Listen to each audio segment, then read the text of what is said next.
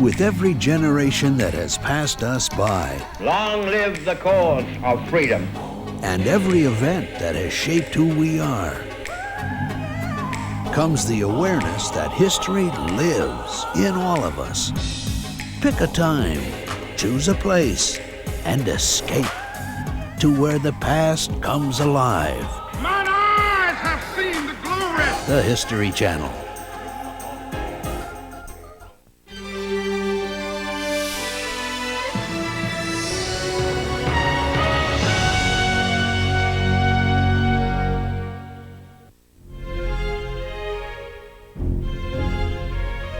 While they were at the table eating, Jesus said, "I tell you that one of you will betray me, one who is eating with me." And they began to be sorrowful, and to say unto him one by one, "Is it I?" Mark 14:19.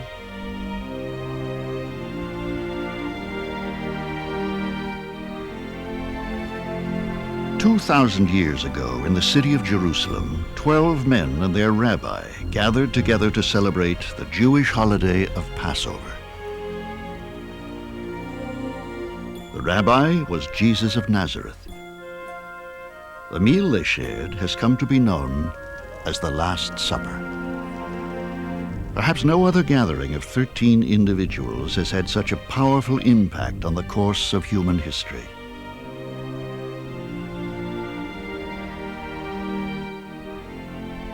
Do we know the actual site where the Last Supper took place? Were there only men at this dinner? Or, as some suggest, were women present too?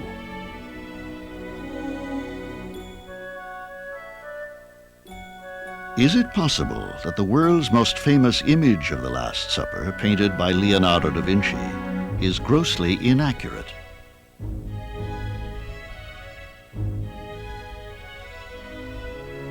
And why did Judas, one of Jesus' inner circle, betray him? These are but a few of the mysteries of the Bible.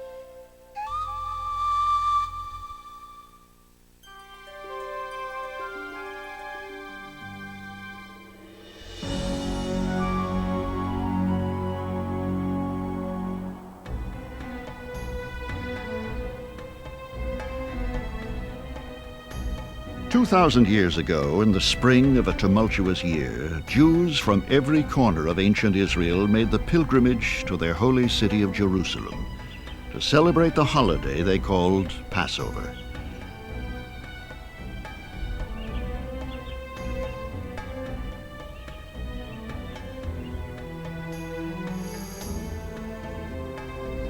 And so it was that a poor rabbi from Galilee began the arduous journey to reach Jerusalem, walking 6 days and 6 nights over rugged terrain.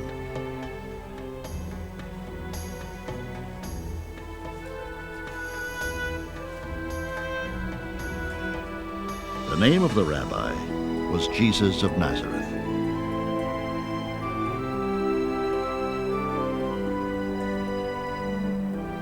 He came, followed by a loyal band of disciples, extolling a radical message that a new kingdom of God was at hand.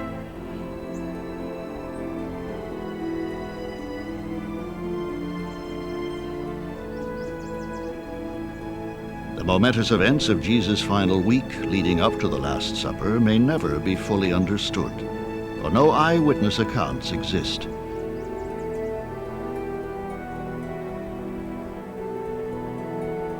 The The four Gospels of Matthew, Mark, Luke, and John, written several decades later, are the only chronicles which remain of his extraordinary life. They leave many baffling mysteries. What took place during the few brief hours of the Last Supper, which would forever alter the course of human history? Why, to share a simple meal with his disciples, did Jesus risk his life to enter a city occupied by hostile Roman legions?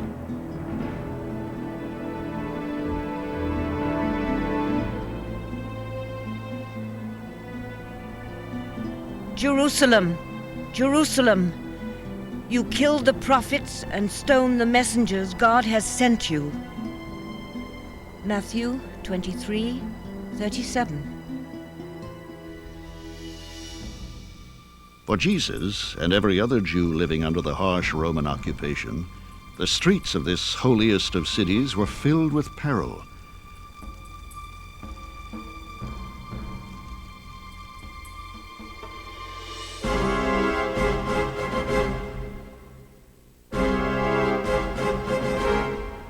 Under the rule of Julius Caesar, the mighty Roman Empire had expanded its power all the way across the Mediterranean to dominate the Middle East and ancient Israel.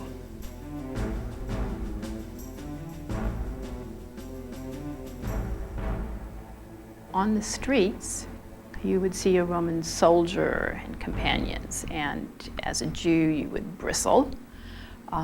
They represented really an occupying force. They were a constant reminder that the Jews were no longer an independent nation. Why, in a political atmosphere fraught with tension, did the Roman occupiers allow the Jewish people to continue to worship their one all-powerful God and observe a Jewish holiday which celebrated freedom over oppression?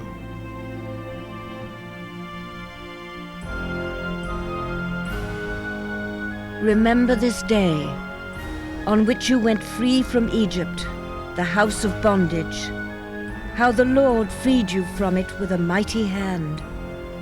Exodus 13:13.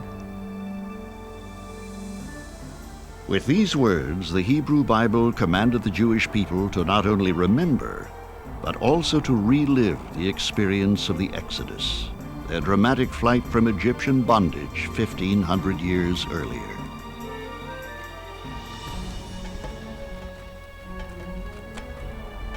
Led by Moses across the Sinai wilderness, thousands of Hebrew slaves had reached Israel, the promised land and freedom.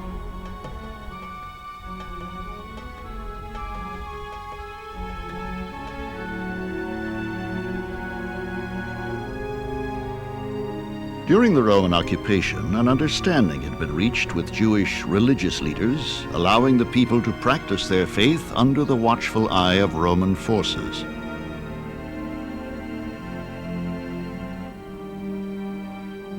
But for Roman and Jew alike, the week of Passover was a volatile, dangerous time, threatening the precarious political balance.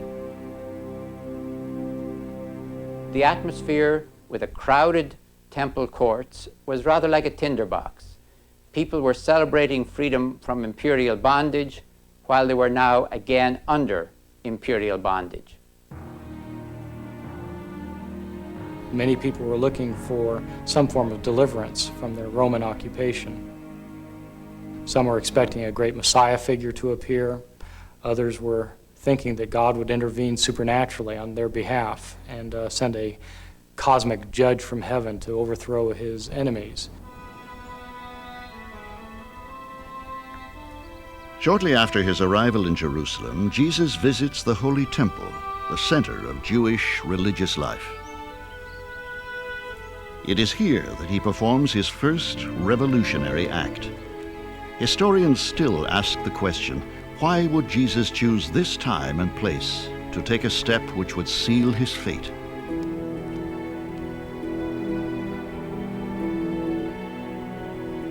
Jesus went to the temple and began to drive out all those who were buying and selling.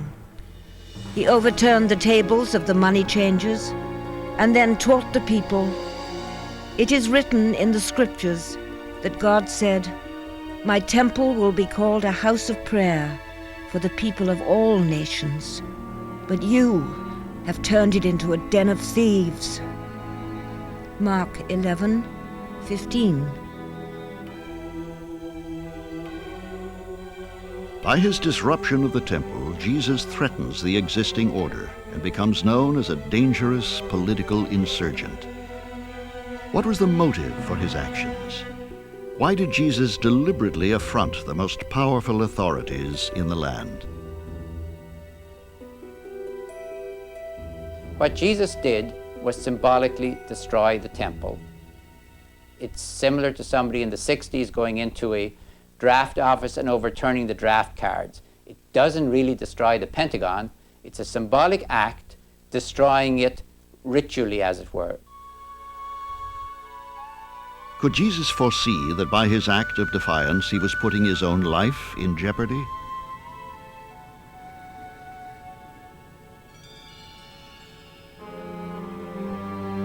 It was 2 days before the Passover and the festival of unleavened bread.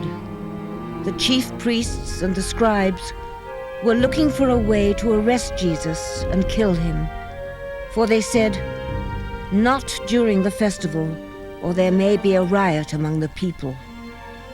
Mark 14:2. As Jesus readies for the holiday of Passover, others plot a dark conspiracy.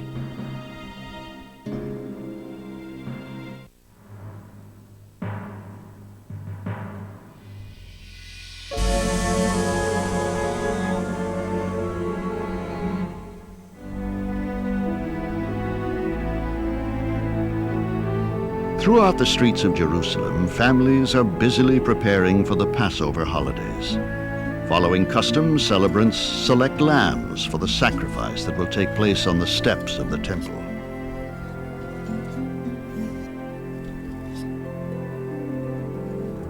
It is in the midst of this holy occasion that a small group of conspirators hatch their plot.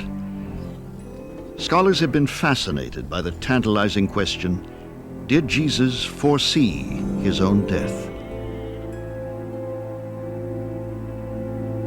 It doesn't have to be an indication of supernatural foreknowledge to recognize that he's in trouble. He's offended the temple authorities. He no doubt knows what happens to prophets who do things like this. Typically, they're arrested and often they're executed.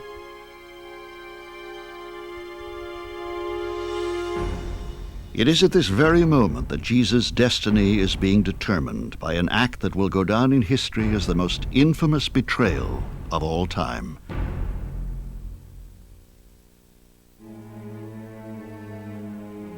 Then Judas Iscariot, one of the 12 disciples, went off to the chief priests in order to betray Jesus to them. They were pleased to hear what he had to say and promised to give him money. Mark 14:10.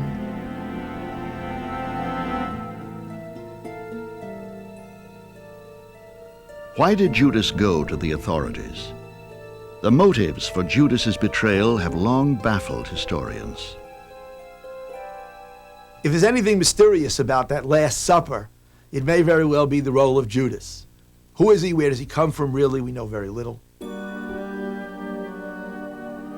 While the New Testament indicates that Judas betrays Jesus for 30 pieces of silver, historians have questioned this motive because the financial gain he received was so small.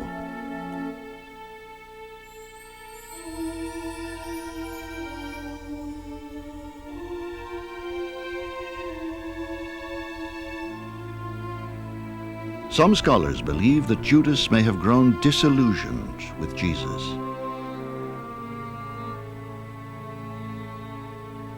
It's possible that Judas expected Jesus to be the Jewish Messiah of traditional expectation, that he would take up the sword, rouse the troops, and drive the Romans out of the land. When this didn't happen, that Judas became angry and out of frustration and bitterness turned Jesus over to the authorities. Although the temple authorities are armed with incriminating evidence against Jesus, surprisingly, they do not arrest him. Instead, they bide their time, waiting for the right opportunity.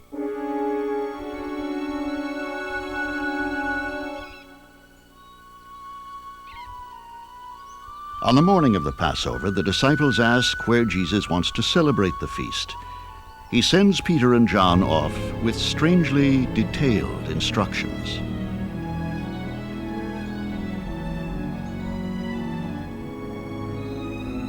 Go into town, and you will meet a man carrying a pitcher of water.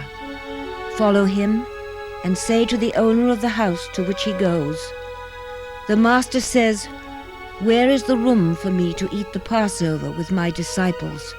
And he will show you a large, upstairs room." Mark 14:12. That night at sundown, Jesus and his followers gather for what has come to be known as the Last Supper, the holiest meal in the history of Christianity.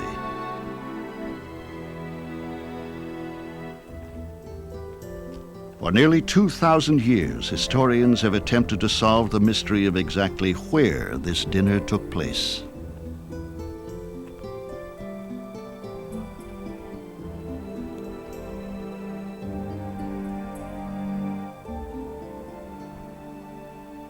There's a tradition that one of Jesus' later followers, a man named John Mark, owned a house in Jerusalem. We know in the book of Acts that his mother owns a house, and it's possible that they were eating at the house of John Mark's mother.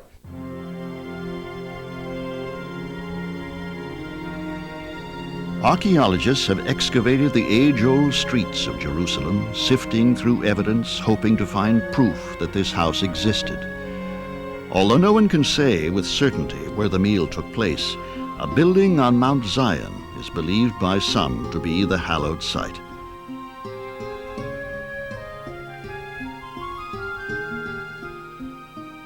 The Gothic building that stands on this spot dates from the 12th century. But at one time, an ancient dwelling occupied this site. Could this be the actual place where Jesus and his followers gathered for his last meal?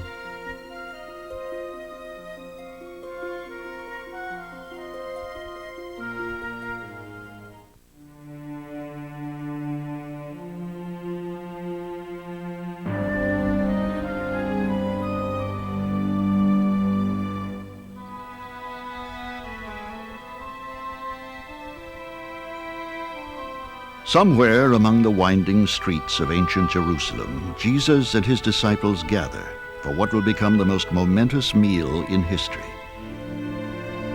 The event has haunted the human imagination for nearly 2,000 years. To this day, scholars are still struggling to reconstruct what actually happened in that room.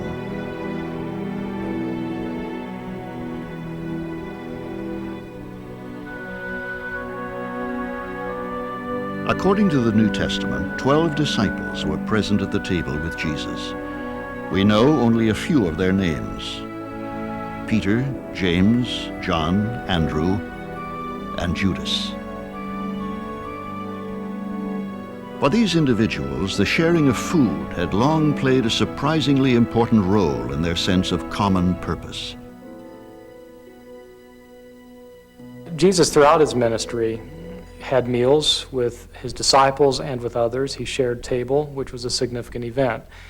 In the ancient world, sharing a meal with a person indicated a level of equality that you would have with the person. It wasn't just a matter of eating together, it was more of a social, almost a spiritual occasion.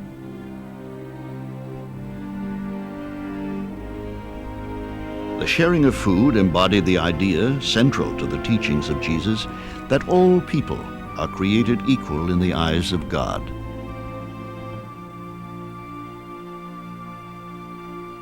Jesus uses the meal, what I'd call the open table, as a symbol for the new society which he calls the kingdom of God. It's a table that does not discriminate between rich and poor, between female and male, between the haves and the have-nots, between the pure and the impure, between the slave and the free.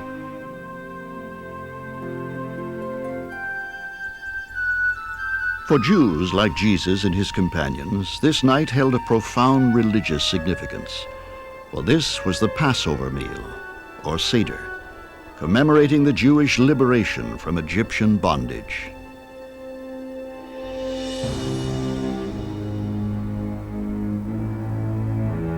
According to the story as recounted in Exodus, God had inflicted 10 terrible plagues on the Egyptian Pharaoh to break his will.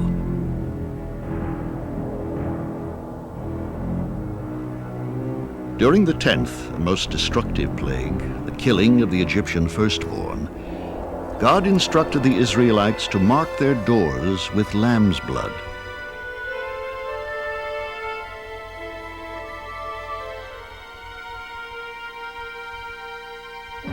I am the Lord. The blood on the doorposts will be a sign to mark houses in which you live. When I see the blood, I will pass over you and will not harm you when I punish the Egyptians. Exodus 12:12.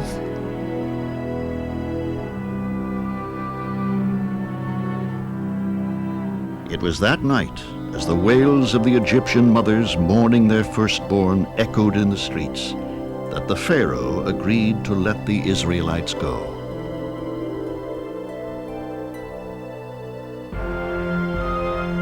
Moses was finally able to lead his people out from centuries of bondage across the Red Sea towards their promised land.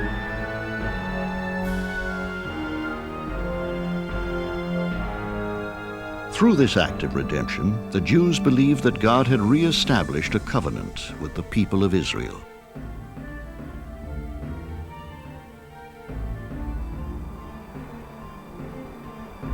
While most scholars agree that Jesus and his companions had gathered to commemorate the flight from Egypt, the most fundamental questions about that final meal remain unanswered.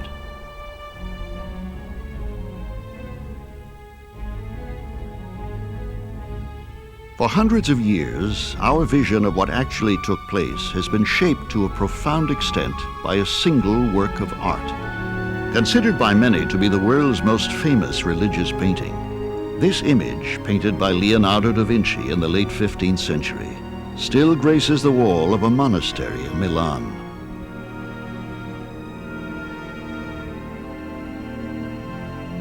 But scholars have come to question the historical accuracy of Da Vinci's masterpiece. Who among Jesus' companions actually attended the dinner?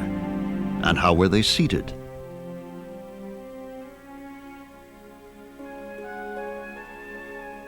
Leonardo's painting depicts the disciples as seated upright behind a long table. But according to the Jewish custom, guests at a Seder would have been reclining on couches around a U-shaped table called a triclinium. And as for those present at the meal, Leonardo has chosen to portray only male disciples. At a Seder, women would have participated as well.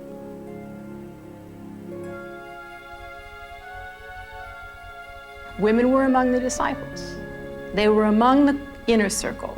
A family meal, a festival meal, which is what the Passover is, of course, always had women. Women had a role. Women had a role in the prayers. So to the extent that it was a traditional meal, we assume that women were present.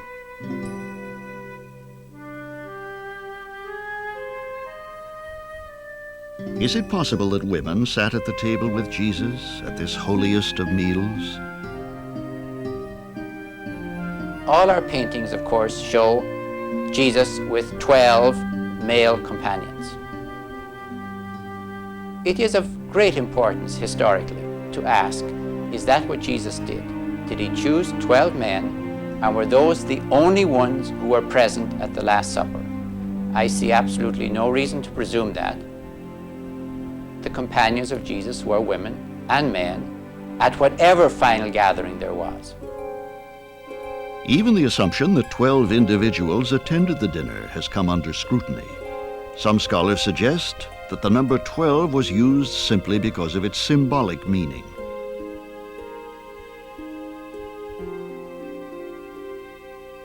Ancient Israel traced its lineage back to the 12 tribes of Israel. The 12 sons of Jacob being the heads of the 12 tribes. It's possible then that this number 12 is symbolic of the new people of God who will enter into the kingdom when it comes. But while many scholars insist that the Last Supper was a Passover meal, others question that assumption. I don't really think that the Last Supper was a Passover. First of all, you don't have any of the actual rituals of the Passover. The Paschal Lamb, the telling of the story of Passover. None of that is in the description of the Last Supper. Jesus actually would have been crucified and in fact arrested on a Jewish holiday, which would be virtually impossible to believe. The Gospels themselves are in disagreement. The accounts given by Mark, Matthew, and Luke place the dinner on Passover. The Gospel of John, however, sets it on the night before. If John's account is to be taken literally, Jesus is himself sacrificed on the Passover.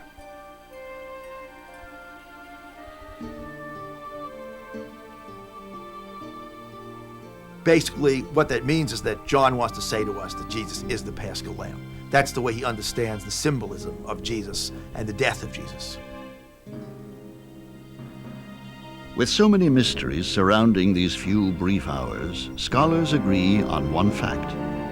Jesus was betrayed by one who sat at his own table.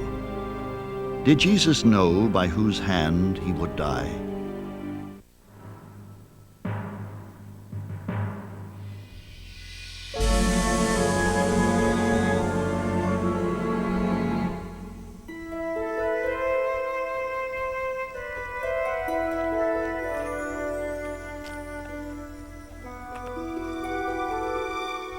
For the companions who dined together at the Last Supper, perhaps the most portentous meal in history, the atmosphere must have been tinged with sadness.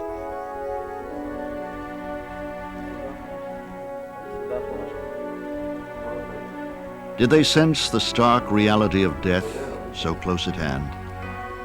Scholars have long wondered, how did Jesus and his disciples choose to spend these last few precious hours?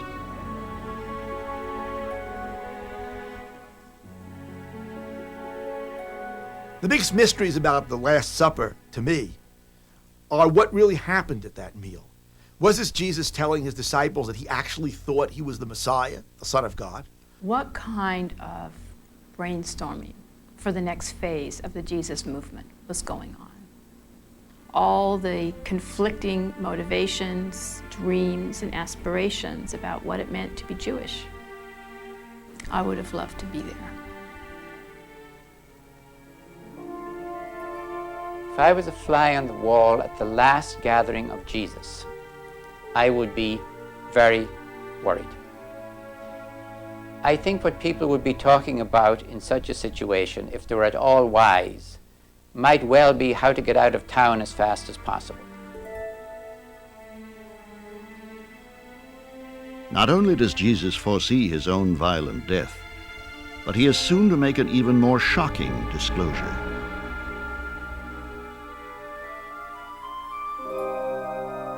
While they were at the table eating, Jesus said, "I tell you that one of you will betray me, one who is eating with me." And they began to be sorrowful, and to say unto him one by one, "Is it I?" Mark 14:19.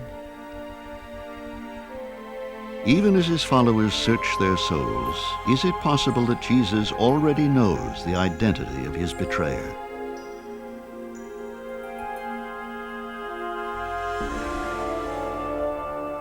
Woe unto that man by whom the Son of Man is betrayed. It had been good for that man if he had not been born. Matthew 25:24. In Jesus' time, Judas's act of betrayal would have been harshly punished. Judas' offense is profound in terms of the social structure of the first century, where loyalty is the highest value And so Judas' betrayal breaks the very social fabric. First of all, loyalty within a family was absolute. You defended family members to their death. And what the Jesus movement was saying is the bonds that we have, that we are creating among each other, are stronger than family bonds. Then Judas, who betrayed him, said, "Surely not I, Rabbi." He replied, "You have said so." Matthew 26:25.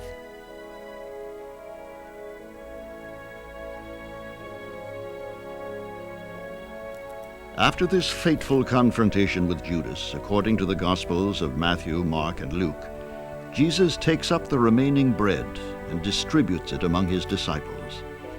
This simple gesture will hold a profound meaning which will echo throughout the centuries.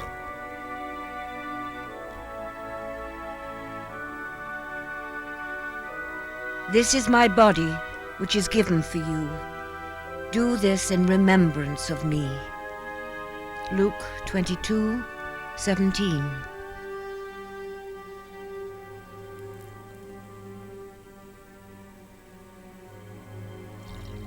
The disciples partake of the bread. Jesus reaches for a cup of red Passover wine.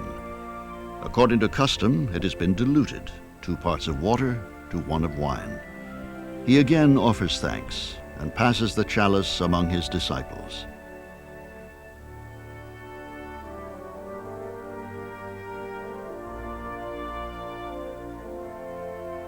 Take this and divide it among yourselves. This cup that is poured out for you is the new covenant in my blood. Luke 22:20.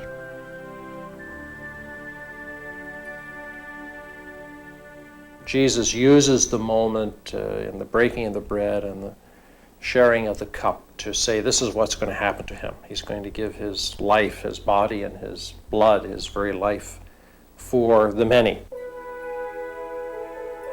With these few words, in which bread and wine are symbolically offered as the body and blood of Jesus, the sacrament of Holy Communion came into being.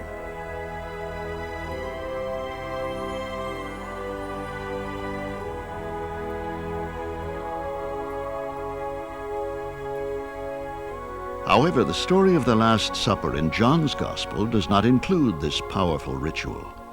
Instead, it records another profound symbolic act, inexplicably omitted from the other 3 Gospels.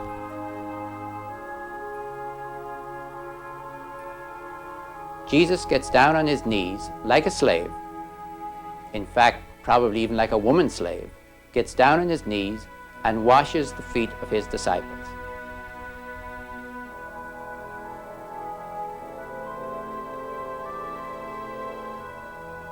Jesus washing the feet is a kind of, on the one hand, submissiveness, but even more so, it seems to be symbolic of the passing on of the mantle of leadership. What is the message that Jesus, with this simple act of humility, is attempting to convey? And what Jesus says, you want to run this church? Here's how you do it. You are the servants of the people of God, and it's not poetry. It means getting down on your knees and washing people's feet.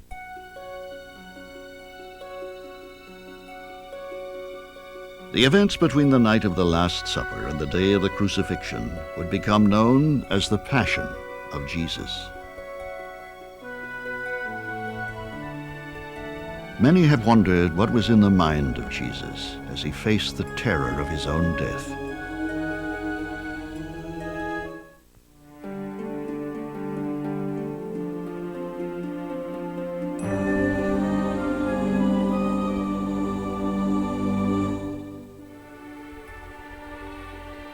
As Jesus steps into the cool of the spring night, he is aware that his death is close at hand.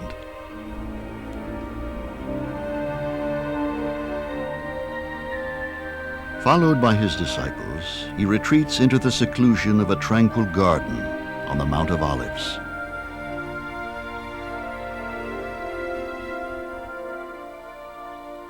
Then Jesus went with his disciples to a place called Gethsemane, and he said to them, "Sit here while I go over there and pray." Matthew 26:36.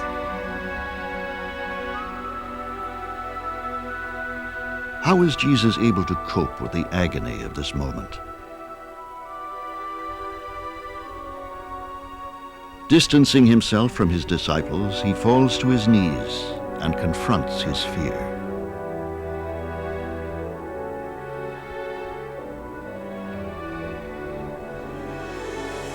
My Father, if it is possible, let this cup pass from me.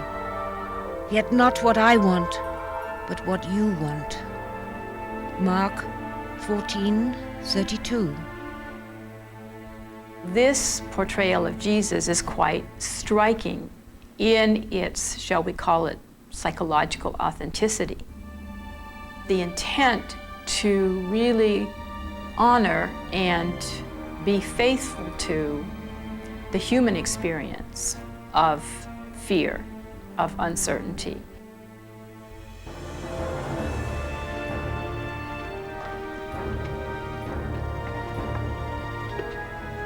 The clank of Roman weapons shatters the stillness of the night.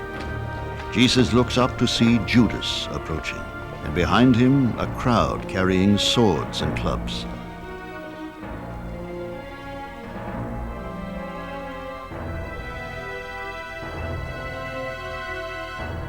As soon as Judas arrived, he went up to Jesus and said, "Rabbi," and kissed him. So they arrested Jesus and held him tight. Mark 14:45.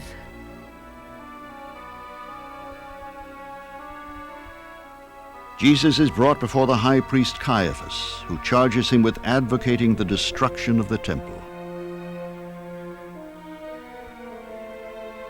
Caiaphas sends him to Pontius Pilate, the Roman governor.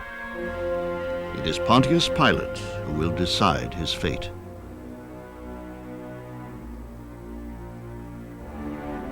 "Are you the king of the Jews?" he asked. "So you say," answered Jesus. Matthew 27:11. One of the mysteries that surrounds Jesus' final days is that he never publicly proclaims himself to be King of the Jews. And yet he's arrested and tried and executed for calling himself King of the Jews.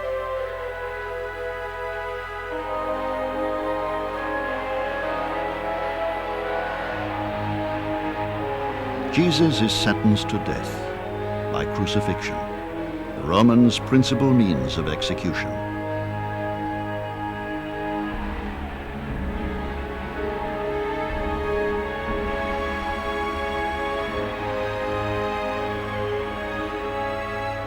Crucifixion was a slow, torturous death. It was actually a death by asphyxiation. The prisoner who was being attached to the cross was nailed through the wrists rather than through the hands, as is commonly depicted. People could last as long as their strength held out. When their strength failed, their body would finally distend to such an extent they could no longer breathe.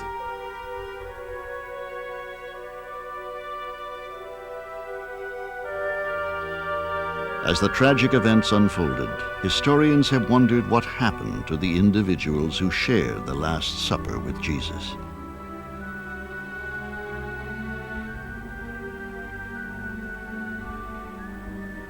The evidence is that the male disciples, at least of Jesus, ran. I do not mock them for that. I think I probably would have done the same. But it's crucially important to distinguish between losing your nerve and losing your faith. It's one thing to run, and it's another thing to keep running. They didn't keep running, and that's what's important. They got out of town, but they didn't lose their faith.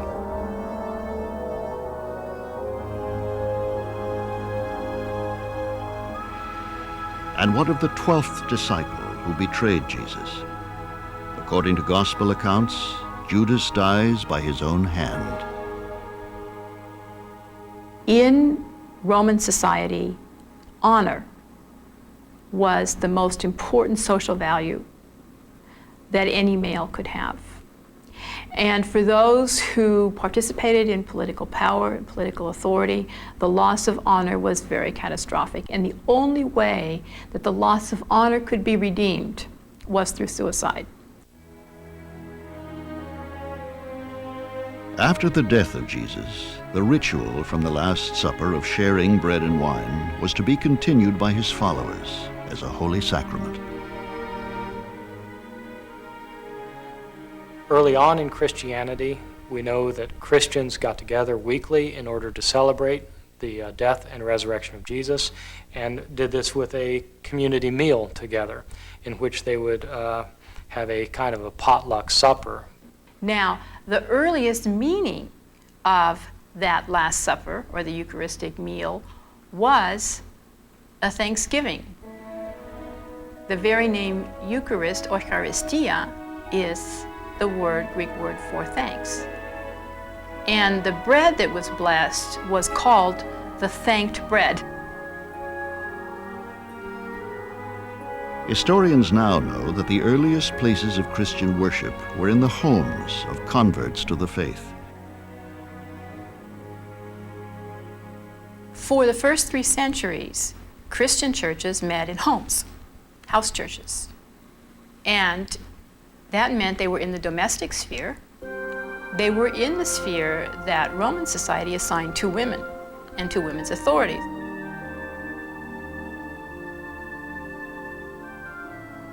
The age-old power struggle between men and women seems to have surfaced over the question of who should preside over the communal meal of the Eucharist.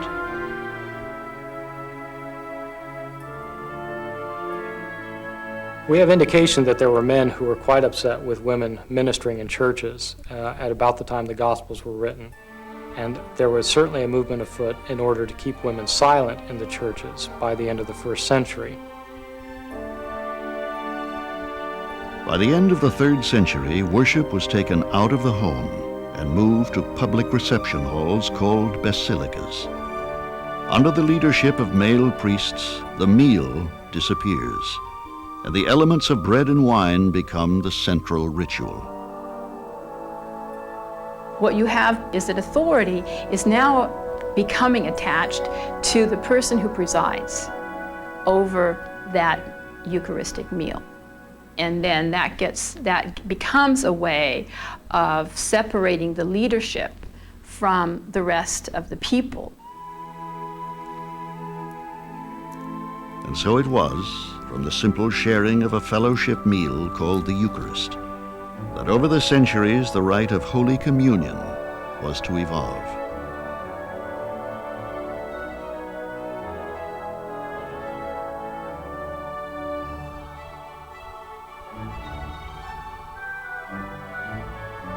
But above all, the most pervasive impact that the Last Supper has had on the lives of millions upon millions has been the understanding of the new covenant with God that Jesus was proposing.